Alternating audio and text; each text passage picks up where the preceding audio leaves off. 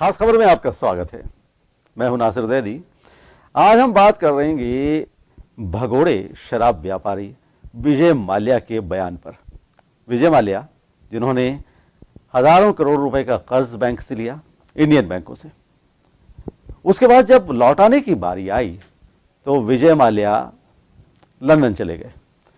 अब काफी अरसे तक लंदन में रहने के बाद विजय माल्या का यह कहना है कि हिंदुस्तान छोड़ने से पहले उनकी मुलाकात फाइनेंस मिनिस्टर अरुण जेटली से हुई थी। यह बयान आना था कि हिंदुस्तान की सियासत में हलचल मच गई, कांग्रेस को मौका मिल गया। लाजमी है कि कांग्रेस विपक्ष में है और सत्ता पक्ष पर हमला करने का कोई भी मौका विपक्ष छोड़ना नहीं चाहता। तो जैसे ही कांग्रेस के नेशनल प्रेसिडेंट राहुल गांधी ने बयान दिया और बयान देते ही हलचल मची, बीजेपी बैकफुट पर आ गई, डिफेंसिव मोड में आ गई। बहरहाल शुरुआत करते हैं खास खबर की। इसी मुद्दे पर आज हम बात करेंगे। भगोड़े शराब व्यापारी विजय माल्या के लंदन में दिए गए एक बयान ने भारतीय राजनीति में हलचल मचा दी। विजय माल्या ने मीडिया के सामने बयान दिया कि वो भारत छोड़ने से पहले वित्त मंत्री अरुण जेटली से मिले थे। इस बयान के बाद जेटली ने सफाई देते हुए कहा कि माल्या झूठ बोल रहे हैं और वो मुलाकात संसद में हुई थी, जो एक अनौपचारिक मुलाकात थी। जेटली के बयान के बाद अब कांग्रेस इस मामले में भाजपा सरकार को घेर रही है। कांग्रेस अध्यक्ष राहुल गांधी ने आज प्रेस कॉन्फ्रेंस कर भाजपा सरकार पर जमकर निशाना साधा। राहुल गांधी ने कहा कि अरुण जेटली ने एक भगोड़े से साठगांठ की, उन्हें पता है कि माल्या भागने वाला है। एब्सकॉन्डर फाइनेंस मिनिस्टर को कहता है कि मैं अब लंदन जाने वाला हूं, और फाइनेंस मिनिस्टर ने ना सीबीआई को बताया, ना ईडी को बताया, ना पुलिस को बताया। क्यों नहीं? पहला सवाल। दूसरा सवाल, जो अरेस्ट नोटिस था विजय माल्या को, उसको इन्फॉर्म नोटिस में किसने बताया? ये काम वही कर सकता है जो सीबीआई को कंट्रोल करता है। तो वहीं कांग्रेस के आरोपों पर भाजपा ने भी पलटवार किया है। भाजपा प्रवक्ता संबित पात्रा ने राहुल गांधी और विजय माल्या के संबंध होने की बात कही है। संबित पात्रा ने कहा कि आखिर राहुल गांधी ये बताए कि विजय माल्या के गुड टाइम्स में आपकी कितनी हिस्सेदारी थी। भाजपा ने राहुल गांधी पर हवाला का पैसा लेने का आरोप भी लगाया। पात्रा ने कहा कि आखिरकार राहुल गांधी के लंदन दौरे के बाद ही इस तरह के बयान माल्या क्यों दे रहे हैं। सोनिया जी के कहने पर, राहुल जी के कहने पर मनमोहन सिंह जी ने जो करोड़ों का लोन डिफॉल्टर होने के बावजूद किंगफिशर को दिया, उन लोगों की कोई नैतिकता नहीं है सवाल पूछने का। पार्लियामेंट के कॉरिडोर पे अगर चेहरा देखना गुनाह है तो वो लोग जवाब दें कि तत्कालीन प्रधानमंत्री के कमरे और तत्कालीन वित्त मंत्री के कमरे में बैठकर घंटों गुजारना और लोन सैंक्शन करवाना, ये क्या पुण्य का काम है? विजय माल्या 9,000 करोड़ रुपए का कर्ज लेकर देश से फरार हैं। लंदन में उनके भारत प्रत्यर्पण को लेकर सुनवाई चल रही है। 2 मार्च 2016 को माल्या देश से भाग गए थे। संसद की एथिक्स कमेटी को भी माल्या का मामला सौंपा गया था। लेकिन सवाल ये है कि आखिर मोदी सरकार अभी तक माल्या को लाने में कामयाब क्यों नहीं हो सकी है। ऐसे में अब जब चुनाव सर पर है तो माल्या के बयान ने मोदी सरकार के लिए एक और बड़ी परेशानी खड़ी कर दी। ब्यूरो रिपोर्ट, जन टीवी। तो बहरहाल विजय माल्या फिर से चर्चाओं में है। उनके बयान ने हिंदुस्तान की सियासत में हलचल मचा दी है। आरोपों और प्रत्यारोपों का दौर जारी है और इन्हीं सब पर बात करने के लिए हमारे साथ आज मौजूद हैं कांग्रेस से विक्रम सिंह और बीजेपी के नेता अमित गोयल और आम आदमी पार्टी से पूनम चंद भंडारी। आप तीनों का जन टीवी में स्वागत है। अमित जी, हम शुरुआत करते हैं आप ही से। कांग्रेस अध्यक्ष राहुल गांधी ने बयान दिया, विजय माल्या के बयान पर बयान आया राहुल गांधी का, और विजय माल्या ने यह कहा कि वो हिंदुस्तान छोड़ने से पहले फाइनेंस मिनिस्टर अरुण जेटली से मिले थे, उनसे मुलाकात हुई थी, और इसी बयान ने हलचल मचा दी। अब आरोपों प्रत्यारोपों का दौर जारी है। कांग्रेस ने जवाब देने की मांग की, यहां तक इस्तीफा देने की भी मांग और जांच की मांग कर डाली। वहीं आपकी पार्टी के संबित पात्रा आरोप लगा रहे हैं कि राहुल गांधी के ताल्लुकात हवाला कंपनी से हैं। क्या कहना है आपका? देखिए, विजय माल्या जी ने जो भी कुछ कहा उसके लिए भारतीय जनता पार्टी के वित्त मंत्री ने बिल्कुल भी मना नहीं किया। उन्होंने कहा निश्चित रूप से वो मुझे संसद के गलियारे में मिले थे, चलते चलते उनसे बात हुई थी, लेकिन इसमें महत्वपूर्ण विषय जो निकलता है वो निकलता है कि माल्या जी को लोन किस समय दिया गया था। हजारों करोड़ के डिफॉल्टर को लोन किसकी सहमति से मिला, कौन सी सरकार में मिला। और जेटली जी ने एक बहुत अच्छी बात कही कि उन्होंने मुझसे लोन से संबंधित बात की, तो मैंने कहा आपको बैंकों से बैठ के सेटल करना चाहिए। तो 100% आप ये मान के चलिए कि अगर कोई व्यक्ति संसद के गलियारे में किसी से मिलता है, पूर्व सांसद रह चुका, आज जो कांग्रेस के पार्टनर है कर्नाटक में, उन्हीं के सांसद थे और राज्यसभा सांसद थे, उनकी तरफ से नॉमिनेटेड थे। तो कुल मिला के बात है कि उन्होंने कोई बात ऐसी नहीं की जेटली जी ने, और माल्या जी ने भी ये नहीं कहा। उन्होंने कहा मैं मिला था, उसको तो हमने भी कहा मिला था, लेकिन जिस तरह की राजनीति कांग्रेस कर रही है, कांग्रेस के राष्ट्रीय अध्यक्ष नेशनल हेराल्ड केस में जमानत पे चल रहे हैं। उनके जीजा जी, एक सवाल पैदा होता है, उनके बारे में कभी बोलना चाहिए कि किसी कंपनी से, कोई कंपनी उनको कोई जमीन बेचती है, वो जमीन अगर मान लीजिए 100 रुपए की थी, 3 महीने बाद वो 5,000 रुपए में ले लेती है, 50-50, 100 गुना प्रॉफिट के साथ उनको पेमेंट किया जाता है। तो इस तरह का बिजनेस करने वाले उनके जीजाजी पूरे देश में मशहूर हैं कि ये बिजनेस का कौन सा मॉडल था, कभी उसके बारे में उन्होंने कभी नहीं बोला। तो अमित जी आपने जैसा कि ये कहा, आपने जैसा ये बोला कि ये हजारों करोड़ रुपए के लोन का उपयोग किया, उसके बारे में बोलना चाहिए। अमित जी, हजारों करोड़ रुपए के लोन कांग्रेस गवर्नमेंट में, यूपीए गवर्नमेंट के वक्त में सैंक्शन किए गए थे, आपका ये कहना है। लेकिन वो लोन जब चुकता नहीं हुए, जब चुकाए नहीं गए और उसके बाद विजय माल्या एक्सपोज हो गए, लुकआउट नोटिस जारी हो गया, लेकिन बावजूद इसके विजय माल्या देश छोड़कर चले गए। उस वक्त तो आपकी पार्टी की सरकार थी, अभी भी है। देखिए, एक्स्ट्राडाइन करने की बात जब से वो गए हैं तब से उन्हें एक्स्ट्राडाइन करने की बात चली आ रही है, अभी तक वो एक्स्ट्राडाइन भी नहीं हो पाए, उन्हें एक्स्ट्राडाइन नहीं किया गया है। देखिए मेरी बात सुनिए, कोई भी व्यक्ति अगर देश छोड़ के जाता है, उसके बाद जो सबसे अच्छे रास्ते होते हैं, पहला होता है कि उसका रेड कॉर्नर नोटिस जारी किया जाए। सरकार ने इंटरपोल के जरिए उनका रेड कॉर्नर नोटिस जारी करवाया। दूसरी बात, उनकी भारत में जो संपत्तियां थी उन संपत्ति को अटैच कर लिया गया। तीसरी बात, भारत के जो बैंक है वो सारे के सारे इंटरनेशनल कोर्ट में है, उनके प्रत्यर्पण का सरकार प्रयास कर रही है। अगर सरकार के मन में किसी तरह की बात होती तो क्या शायद ये प्रयास हो सकते थे। हमारी सरकार 4.5 साल से चल रही है, आप देखिए केंद्र में भ्रष्टाचार का एक भी मामला नहीं है। कांग्रेस सिर्फ सनसनी फैला रही है। पहले राफेल के मामले में झूठ बोल के सनसनी फैलाने का प्रयास किया गया, और आज एक भगोड़े के बयान को लेकर कांग्रेस पूरे देश का माहौल खराब करना चाहती है। क्या प्रामाणिकता है? ये बात तो हम भी कह रहे हैं, जेटली जी ने भी कहा है कि हाँ वो मुझसे मिलकर गए थे। सिर्फ इस एक बात को लेकर आपने लोन दिया, आपने डिफॉल्टर आदमी को लोन दिया, आपके समर्थन की सरकार कर्नाटक में चल रही है, उनके वो सांसद रहे हैं, तो उस विषय को लेकर जनता को, देश को माहौल खराब करना, झूठी प्रचारित करना, इस तरह की ओछी राजनीति से राहुल गांधी जी को बचना चाहिए। जी अमित जी, आपने जो कहा लाजमी है कि आपकी पार्टी की गाइडलाइन है, आप गाइडलाइन पे बात करेंगे ऑब्वियसली, लेकिन यह सवाल जो आपसे मैंने अर्ज किया कि सवाल पैदा होता है कि लुकआउट नोटिस जारी होने के बाद भी विजय माल्या देश छोड़कर चले गए। विक्रम जी, हम आपसे बात करना चाहेंगे कि आपकी पार्टी के अध्यक्ष के, राष्ट्रीय अध्यक्ष के बयान ने देश में राजनीति में हलचल मचा दी है। एक छोटा सा बयान विजय माल्या का आया, हालांकि बाद में उन्होंने सफाई भी दी है कि एक सरसरी मुलाकात हुई थी। उसके बाद में हलचल मची देश की सियासत में, आरोपों प्रत्यारोपों का दौर जारी हुआ। बहरहाल आपसे जानना चाहेंगे कि आपकी पार्टी का जो स्टैंड है कितना सही है, आरोप प्रत्यारोप कितना, और इसके साथ ही मैं योगेंद्र जी से भी कहूंगा कि योगेंद्र जी जो जन टीवी के न्यूज कोऑर्डिनेटर हैं, योगेंद्र शर्मा साहब, मैं उन्हें हैंडओवर कर रहा हूं कि आगे कोऑर्डिनेट योगेंद्र जी करेंगे।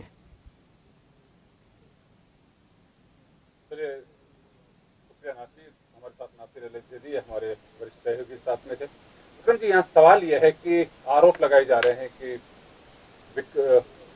विजय माल्या और अरुण जेटली के संबंध थे। पीएल पूनिया इस बात के लिए कह रहे हैं क्या तो मुझे राजनीति छोड़ देनी चाहिए या फिर जेटली राजनीति छोड़ें। सीसीटीवी फुटेज है, बहुत सारी चीजें सामने आ रही है और जो आरोप सामने आ रहा है, क्योंकि देखिए जब विजय माल्या पे सरेंडर करने के लिए या कहें कि समर्पण करने के लिए प्रत्यार्पण जो संधि है उसको लेकर के जब चर्चा चल रही है, तो उस दरमियान उसने कहा कि मैं तो सेटल करना चाहता था, मैं मिला भी था जेटली से, लेकिन कुछ ही वक्त बाद में वो अपना बयान भी थोड़ा बदलते हैं।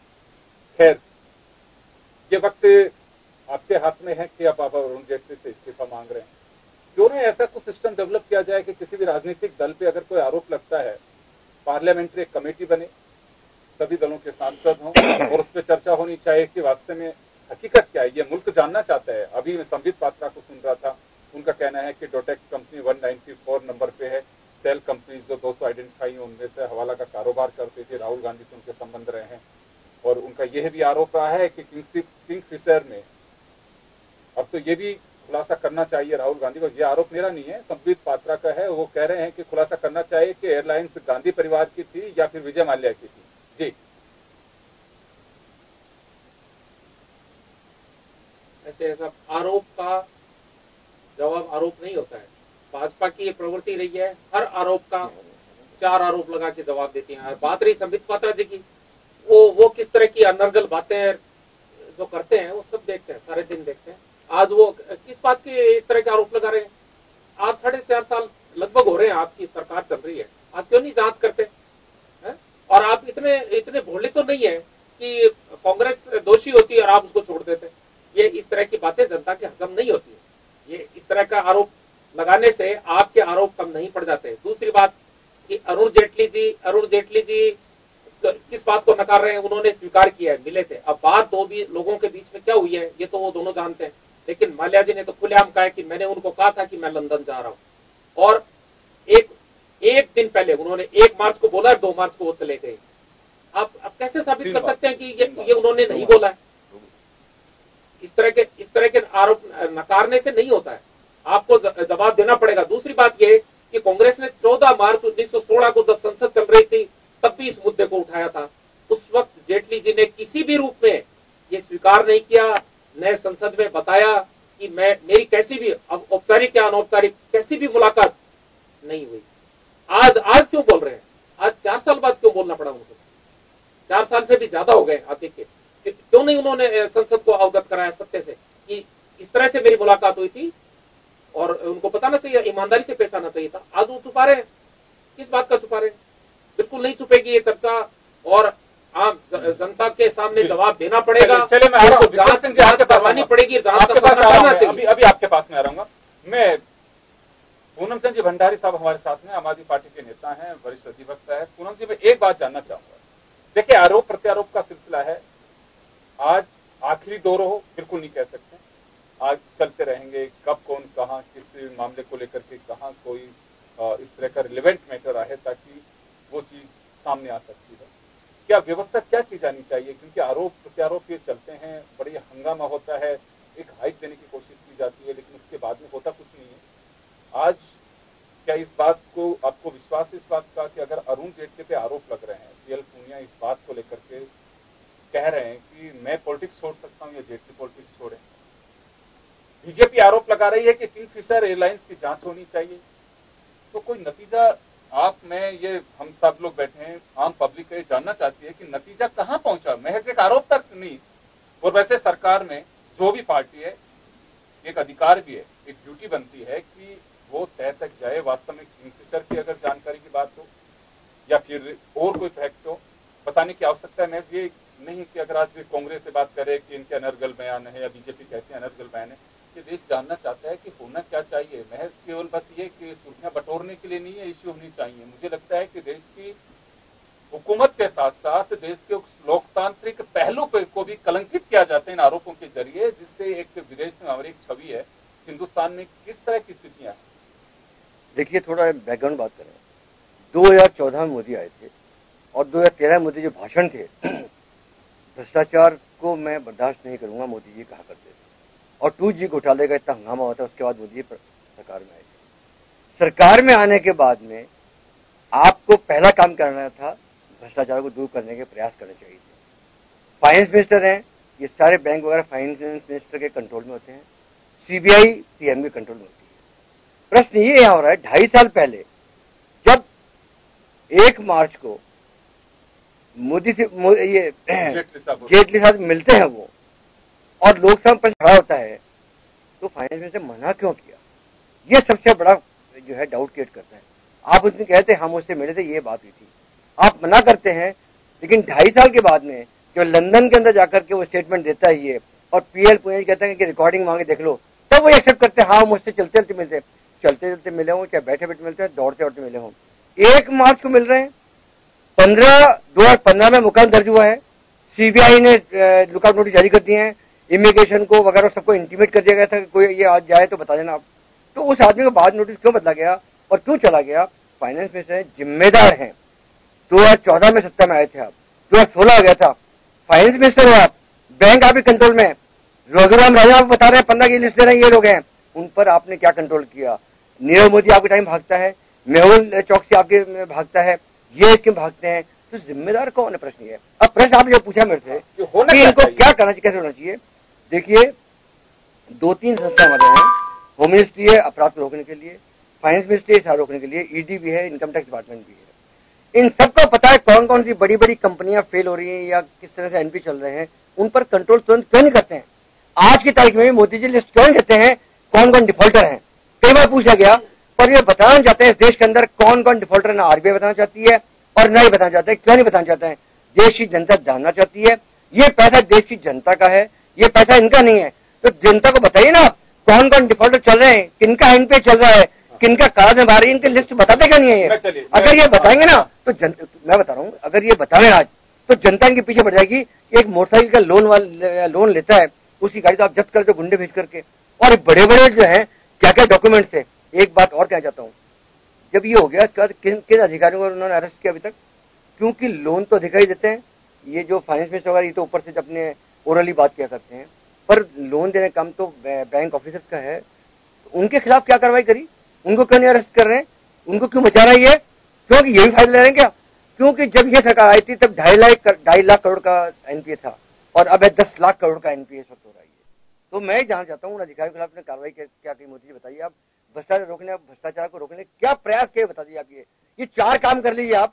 एक छोटा सा सवाल अमित गोयल साहब से। अमित जी देखिए, गवर्नमेंट आपकी है, यहाँ 2-3 सवाल, एक ये राजनीतिक पहलू नहीं है, ये अगर हम इसमें डेप्थ में जाएं, जिस आदमी की जांच सीबीआई कर रही है, ईडी जिस पे नजरें गड़ाए बैठी थी, ये चर्चा में है कि 52 बैग्स लेकर के गया था वो, तो इतना बड़ा एक उसके साथ में लगेज का एक जखीरा हो, ये हम को पकड़ नहीं पा रहे हैं। लुकआउट नोटिस जिस व्यक्ति का जारी हो, कितना पैसा का डिफॉल्ट, तो चर्चाएं पहले से चल रही थी कि भाई किंगफिशर एयरलाइन से डूबी हुई है और विजय माल्या के पास के ऊपर इतना क्रेडिट हो चुका है, वो यहाँ से देश छोड़ के चले जाए। एक बड़ा सवाल खड़ा होता है कि चले कैसे गए, इतने बैग्स उनके पास में थे, वो लेकर के गए यहाँ से। और ये चले एक अलग विषय है, पॉलिटिकल माइलेज में क्या जाता है कि 1 तारीख को मुलाकात और 3 की रात को, यानी कि 2 और 3 की मध्य रात्रि को छोड़ करके चले गए। ये आप लोग आपस में देखिएगा कि सरकार आपकी है कि इसमें जांच करा कर आप जवाब देना चाहें नहीं देना चाहें, लेकिन कुछ ऐसी चीजें जो जवाब मांगती हैं कि ऐसा क्या हुआ कि वो देश छोड़ करके यहाँ से निकल जा पाई। एक बड़ा सवाल है, सरकार को इस पर जवाब देना चाहिए कि क्यों निकल के चला गया वो। जिस व्यक्ति को सीबीआई तलाश रही है, जिस आदमी का लुकआउट नोटिस जारी है, उसके नोटिस की जो स्थिति है उसको बदला गया, वो किसके कहने पे बदला गया, ये बताना चाहिए। देखिए 2-3 महत्वपूर्ण बातें इस विषय पे आई है अभी। जैसे विक्रम जी ने पहले एक बात बोली कि 2 लोग संसद में मिले, गलियारे में बातचीत हुई। अब क्या बातचीत हुई ये तो उन्हीं को पता है, किसी को पता नहीं हो सकता। पहली बात ये आरोप नहीं है। नहीं, हाँ मैं वही कह रहा हूँ। अरे मैं क्या बात है,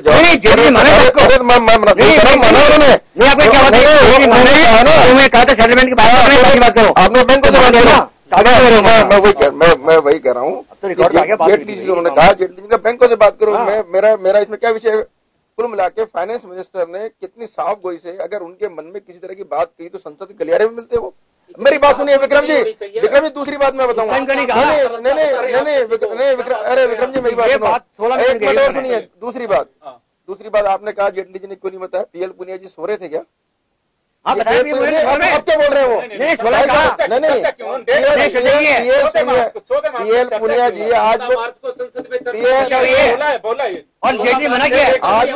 आज वो सीसीटीवी फुटेज बोल रहे हैं संसद में होंगे। अमित जी ये बात पीएल पुनिया ने कही है कि पार्लियामेंट में इस बात का जिक्र किया कि जेटली साहब को बताना चाहिए कि आप अमुक तारीख को मुलाकात आपकी हुई थी, सीसीटीवी फुटेज आप निकलवा लीजिए। अगर मैं झूठ बोल रहा हूँ उस बात को क्यों छुपा रहे हैं कि आप इस बात को छुपा क्यों रहे? अगर कोई बात नहीं हो तो कोई बात नहीं, लेकिन आपसे मिलने ये तो उन्होंने आज कहा ना, ये उन्होंने आज कहा। नहीं उस टाइम आज कहा। देखिए मेरे पास अखबार में अगर ऐसा होता तब तो अखबारों की सुर्खियां होता, कांग्रेस का 2 साल इंतजार करती। तीसरी बात मैं आपको बताऊं, तीसरा एक भागने वाला विषय है। आपने कहा 14 तारीख को पीएल पूनिया का कहना है कि 14 मार्च में तो प्रोसीडिंग में है, अगर बोला है तो पार्लियामेंट में दिख जाएगा। मैं वही कह रहा हूँ, 14 मार्च 2016 को मैंने पार्लियामेंट में इस बात का जिक्र किया कि इस बात पे चर्चा होनी चाहिए, जेडीयू को इसका जवाब देना चाहिए, तो इस पे कोई चर्चा नहीं कर पाई।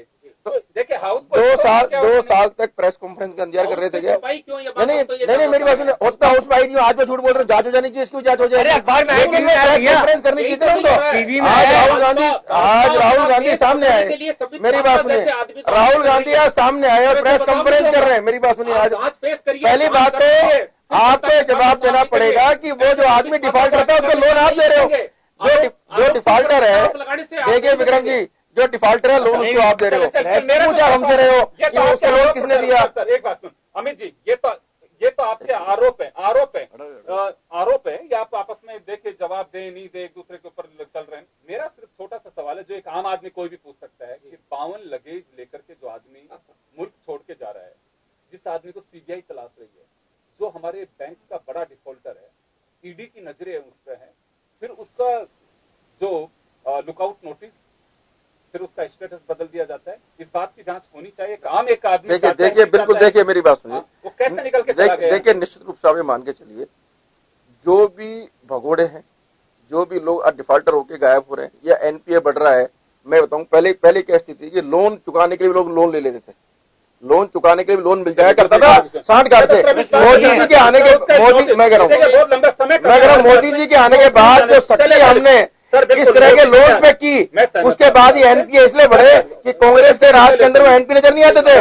आपको 2000 करोड़ चुकाना है तो आप 3000 करोड़ लोन ले लो, 3000 करोड़ चुकाना है 4000 करोड़ लोन ले लो। कुल मिलाकर हमारी सरकार ने जो काले धन में प्रहार किया, सिंपल सा सवाल है मेरा, प्रहार किया प्लीज एक बात, मेरा बस सिंपल सा सवाल है। देखिए एनपीए कैसे बढ़ा नहीं बढ़ा, ये देखिए आपका काम है देश के सामने। वास्तव में अगर कांग्रेस को इसमें बड़ा डिफॉल्टर है तो आप लोगों को इसका स्टेटस रिपोर्ट रखना चाहिए कि पार्लियामेंट में इस बात पे चर्चा नहीं होती। बाहर कुछ भी आरोप लगाए वो महत्व नहीं रखता, वो महज इस तरह से है कि आप इन पे आरोप लगा रहे हैं या आप पे आरोप लगा रहे हैं। पार्लियामेंट में इस स्थिति आनी चाहिए। फाइनेंस बिल पे चर्चा होती है कि देखिए एनपीए आज देश में ये स्थिति है, इनकी वजह से ये हुआ, इन डिफॉल्टर्स को इनके कहने पे पैसा, अधिकारी आपके पास में, सीबीआई आपके पास में, जानकारी होनी चाहिए, वास्तव में होना चाहिए कि भाई ये बैंक लोन इतना बड़ा अमाउंट जिस आदमी की इतनी हिम्मत नहीं थी क्यों दिया गया, ये जांच होनी चाहिए, करानी चाहिए आपको।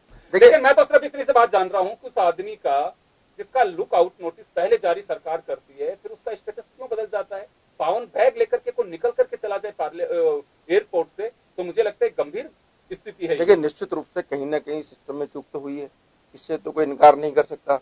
लेकिन सरकार की साफ कोई देखिए, अगर कोई व्यक्ति चूक नहीं है, नहीं देखिए मेरी बात की गई है, आप आरोप लगाने के लिए खुले हैं, आप आरोप लगाने के लिए खुले, एक दिन पहले आप आरोप लगाने के लिए खुले हैं, आरोप आप लगा सकते हैं, आपका काम तो आरोप लगाना है, आप इसमें सफाई नहीं है, आप इसमें सफाई नहीं है कि आपने लोन दे दिया। मेरी बात सुनिए, आप इसमें सफाई नहीं है कि आपने लोन दे दिया, प्रधानमंत्री कार्यालय में घंटे बैठे रहते तो उसकी बात आप बात नहीं करेंगे, विपक्ष में हो और आपका काम है सिर्फ आरोप लगाना। मेरी बात सुनिए, मैं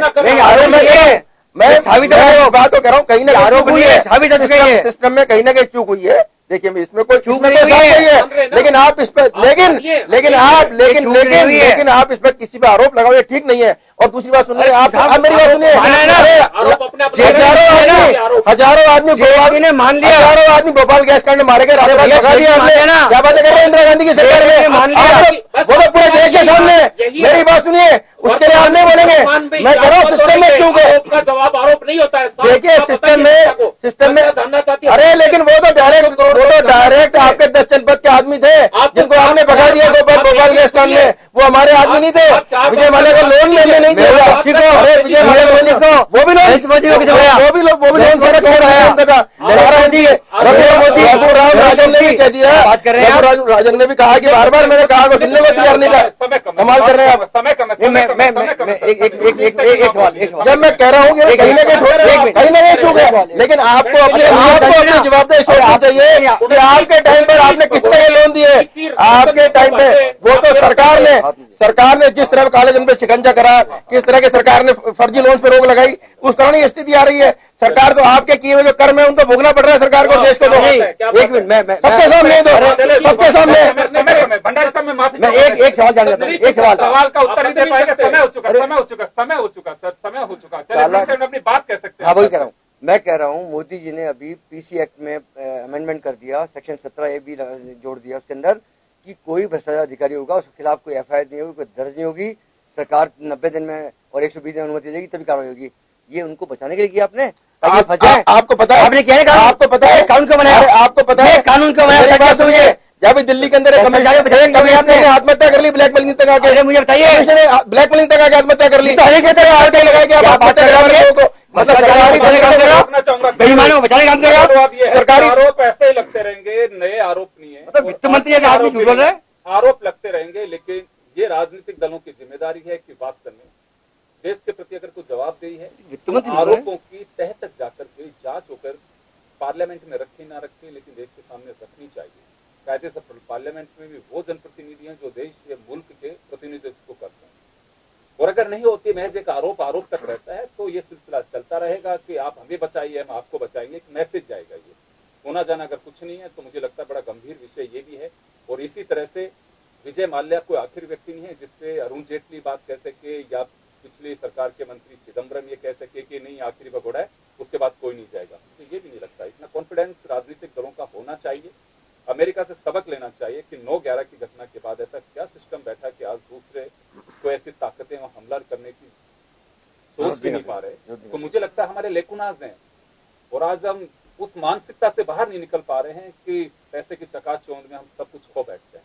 मुझे लगता है कि विजय माल्या हो, चाहे मेहुल चोकसी हो, या इससे पहले के भगोड़े कोई भी हो, 29 भगोड़े हैं साहब। ये हिम्मत कैसे हो जाती है? 15 से 18 के कहीं ना हमारे सिस्टम का लेकुना है, और राजनीतिक दलों की जिम्मेदारी है इनको हर एक भगोड़े का जवाब देना चाहिए। चले, मैं माफी चाहूंगा।